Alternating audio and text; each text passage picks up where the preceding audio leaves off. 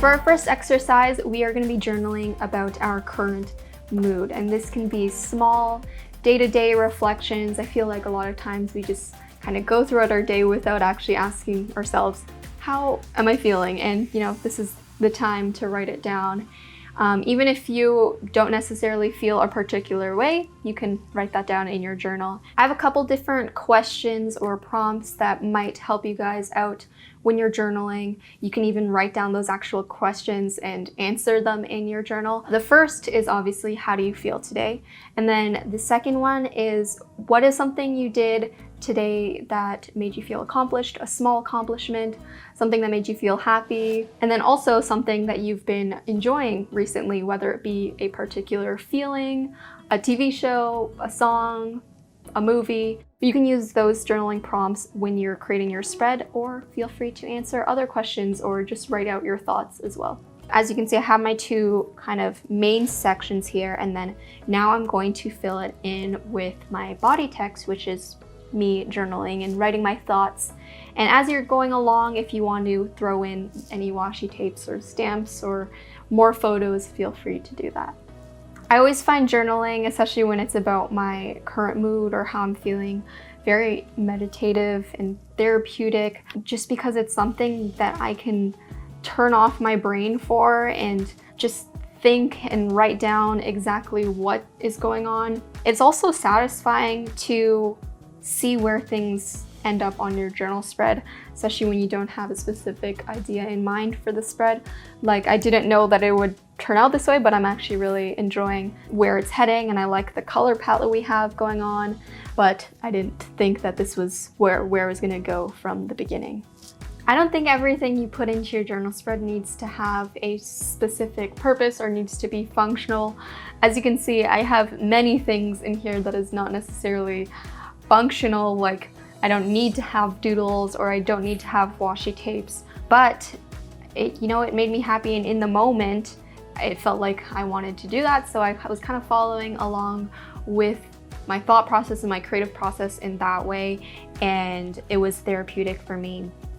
Okay, so I'm done my journal spread. As you can see, what I like about the way it turned out is that there is that, it does look nice and there is that decorative element, but I also feel like I left a lot of space for the actual reflections. Like on this side, there's a lot more text, and I spoke about how I felt this week. And then over here, I wrote about what I've been doing, songs I've been listening to. And then as I was talking about while we were creating the spread, I kind of allowed myself to take the spread in whatever direction it was going in. So initially I didn't think I would have like a playlist or all of these doodles, but it felt right in the moment, so that's what we ended up with.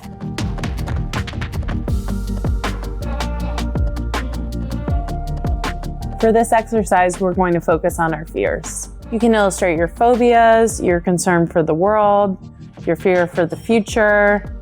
Anything that really comes to mind is applicable here.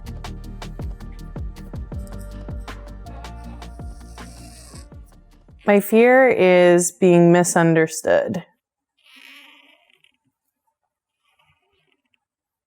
This exercise could be hard or painful for some of you, but once you start drawing and processing your fears, I think you'll realize that you're not alone in this.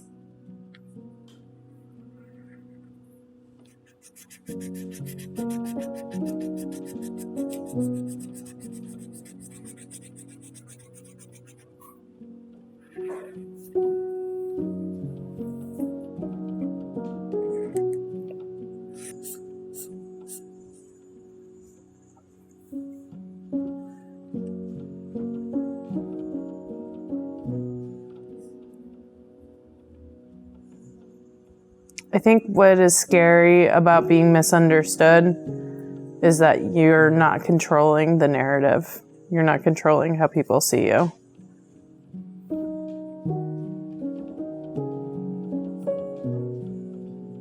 This exercise helps me to let go of some of these things. Let go of the things I can't control.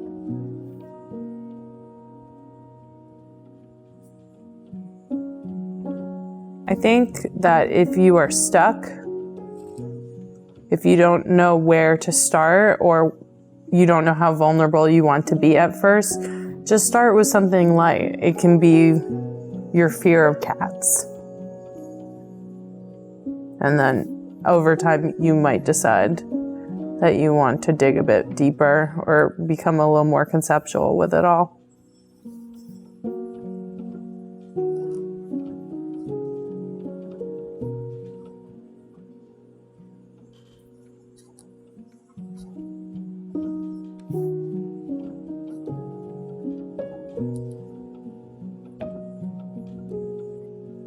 Guys, just go with it. Sometimes something like this is gonna happen and it's beyond your control. It's beyond the point of the exercise.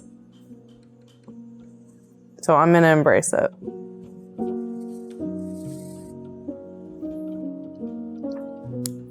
All right, I think I'm done.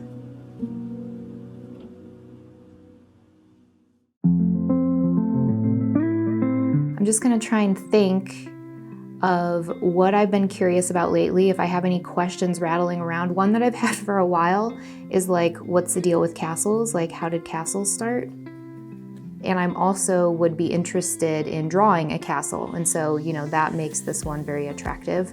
How truck way stations work, now that I'm not driving by them, I'm not as curious, and I don't really care to draw a truck today. So maybe not that one. And this one, are there any flowers that can make it through an AZ summer? I'm also curious about this one, and I love drawing flowers, so that's a good contender. I think the castles win. I want to know what their deal is, because they're so big and pretty and weird and scary and spooky. So let's do it. I'm gonna do a little bit of research and let's do it. Okay, so I've got at least some light, medium, and dark colors, and that's enough to get started. And again, I'm not trying to draw a perfect castle. I'm trying to enjoy myself while I draw this castle, this image that I saw that really felt striking to me. Like that's all that's happening here. I'm enjoying where my curiosity led me, and I hope that you will be enjoying where your curiosity has led you. Kind of felt scared, even though I really loved this image. I was like, ooh, I don't know if I can draw that. It's a lot of perspective, but you saw that I just took it one kind of shape and section at a time, and now I've got the whole composition blocked in. I'm just gonna fill in the space with some of the stuff I learned. Cool, well, curiosity took me to castles today, and I can't wait to see where yours takes you.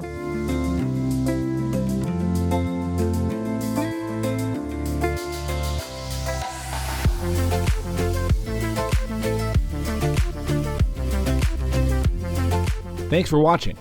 If you enjoyed this video, feel free to like and subscribe to stay up to date on all of our latest videos.